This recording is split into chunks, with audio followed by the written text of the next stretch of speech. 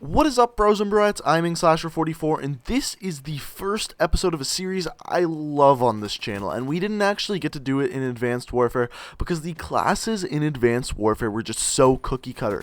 But in Black Ops 3, they are completely dependent on the weapon. So today is our first one, and we are looking at the best class setup for the KN-44. Now, this is kind of the weapon I gravitated most to when I first started playing the game, for a couple of reasons.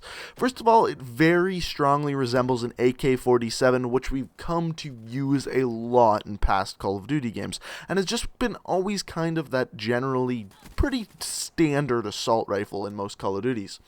So this one is really no different. The way to describe this one is with a fast fire rate and a moderate recoil. But let's be honest, this thing has a pretty heavy recoil pattern. And if I'm being honest, most of the time I'm using this weapon, it's not at a long range. It's a short to medium range gun.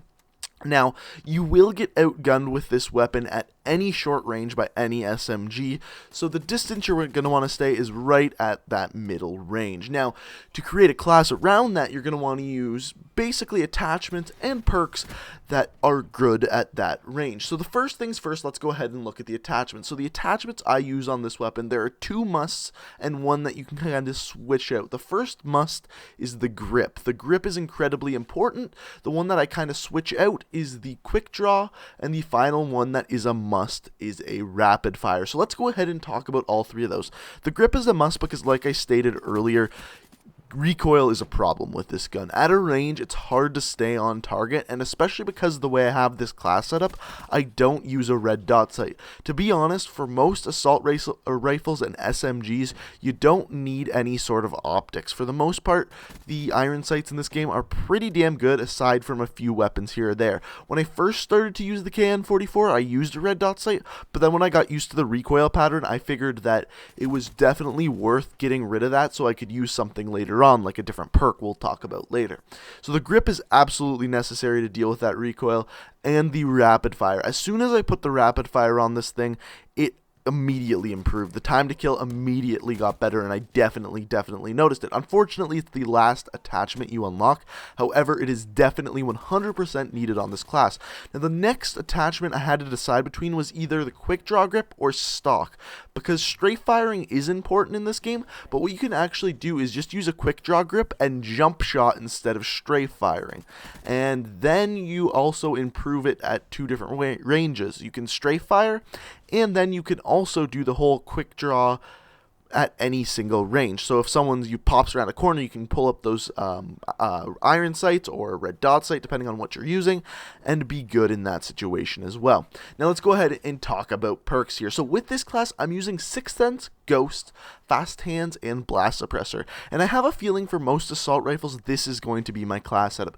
Ghost is a very strong perk because so many people use UAV. Sixth Sense is good because you'll no longer not know when someone's around a corner. You don't have to sound whore anymore, which makes dead silence and amplify useless, because when you have Sixth Sense, when they're in that range, you're just going to hear the ping and then see them on your radar anyway. Fast Hands is there because it's a very good perk in this game, and every other perk in the perk 2 slot is just not as good as Fast Hands. And then Blast Suppressor, I don't know how I feel about Blast Suppressor yet. There isn't a huge ping on the radar when someone uses an exo boost or whatever. However, it's good to stay off the radar as much as possible, the same kind of reason we're using Ghosts. So overall, those are the 4 best perks I consider using with this class. I don't use any secondary weapon, and I don't use any lethal and tacticals. The reason being is because the weapons are very well balanced in this game, so chances are I will find a weapon on the ground I am good with. Therefore, do not need a secondary weapon.